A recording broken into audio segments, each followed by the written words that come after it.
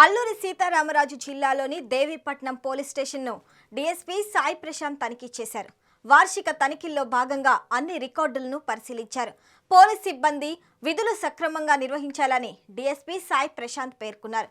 Crime రేటును తగ్గించడానికి ప్రణాళిక చేపట్టాలని తెలిపారు. తప్పు చేసిన దోషులకు శిక్ష పడేలా చూడాలన్నారు. నూతన సంవత్సర వేడుకల్లో యువత బాధ్యతగా ఉండి సంబరాలు చేసుకోవాలని సూచించారు. డ్రంక్ అండ్ డ్రైవ్ కార్యక్రమం నిర్వహిస్తామని, ఎవరైనా మద్యం తాగి పట్టుబడితే చర్యలు తప్పవని హెచ్చరించారు. యువత మద్యం సేవించి వాహనాలు నడపొద్దని సూచించారు. సో అందరికీ నమస్కారం. ప్రతి సంవత్సరం వార్షికంగా యాన్యువల్ ఇన్స్పెక్షన్స్ జరుగుతుంటాయి. సో అందులో భాగంగానే ఈరోజు మన Rampachodavaram subdivision Rampachodavaram circle లిమిట్స్లో ఉన్న దేవీపట్నం స్టేషన్కి రావడం జరిగింది.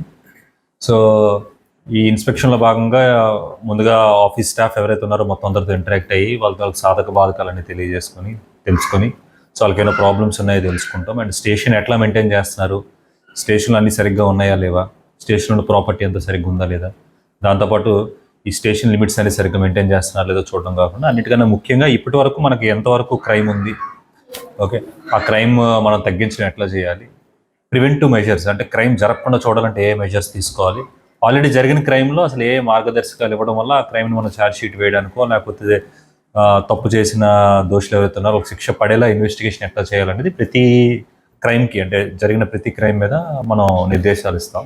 సో అవన్నీ కూడా జరిగినాయి. సో సిఏ గారు అండ్ ఎస్ఐ గారి ఆధ్వర్యంలో అదే వాళ్ళ స్టేషన్ లిమిట్స్ కాబట్టి సో ఈ క్రైమ్ ఇన్స్పెక్షన్ మొత్తం యాన్యువల్ ఇన్స్పెక్షన్ అంతా జరిగిన తర్వాత మనం వాళ్ళకి రిమార్క్స్ ఇవ్వడం జరుగుతుంది.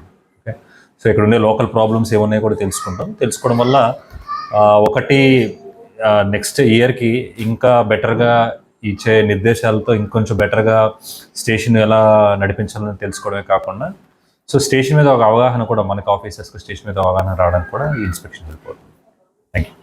స్టేషన్ నిర్మాణానికి సంబంధించిన ఈ స్టేషనే కాదు, మన జ్యూరిస్డిక్షన్ ఇంకొన్ని 2 స్టేషన్స్ కూడా ఉన్నాయి. సో కొత్త స్టేషన్ నిర్మాణం అనేది it is there in the agenda అండి.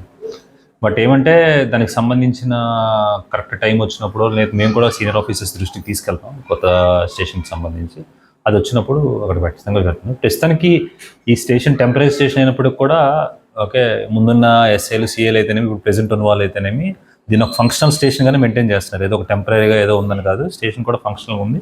అండ్ స్టేషన్ ఇక్కడున్న పరిస్థితులకి అండ్ ఇక్కడున్న వర్క్ లోడ్కి తీసుకునేలానే ఉంది. కానీ అలా అని ఎక్కడైనా ఉంచడం అనేది జరగదు. ఖచ్చితంగా కొత్త స్టేషన్ కడతం జరుగుతుంది. బట్ ఇప్పుడు అనేది we'll inform you very soon. ఇంకా న్యూ ఇయర్ వస్తుంది కాబట్టి ఇంకొక 1 డేలో రేపు 31st నైట్ ఉండబోతుంది, రేపు కానీ ఎల్లుండి కానీ. సో ఈ 2 డేస్లో ఖచ్చితంగా ఇక్కడ ప్రజలు బయటకు వచ్చి సంబరాలు జరుపుకోవడం ఇట్లాంటివన్నీ చేస్తుంటారు. రెగ్యులర్గా కామన్గా జరుగుతున్నప్పటికి కూడా అందరూ కూడా బాధ్యతగా ఉండి సంబరాలు జరుపుకోవాలని మేము కోరుకుంటున్నాం ఒకటి. And drunk and drive rides ఖచ్చితంగా చేయడం జరుగుతుంది. కాబట్టి మీరు రాత్రిపూట స్పీడ్ డ్రైవింగ్ చేసుకుంటూ డ్రంక్ అండ్ డ్రైవ్ చేసుకుంటే మీ కొత్త సంవత్సరాన్ని ఒక రకమైన కేసుతో స్టార్ట్ చేయకుండా కొత్త సంవత్సరాన్ని కొంచెం బాధ్యతాయుతంగా సురక్షితంగా ఆనందంగా స్టార్ట్ చేయాలని కోరుకుంటున్నాం.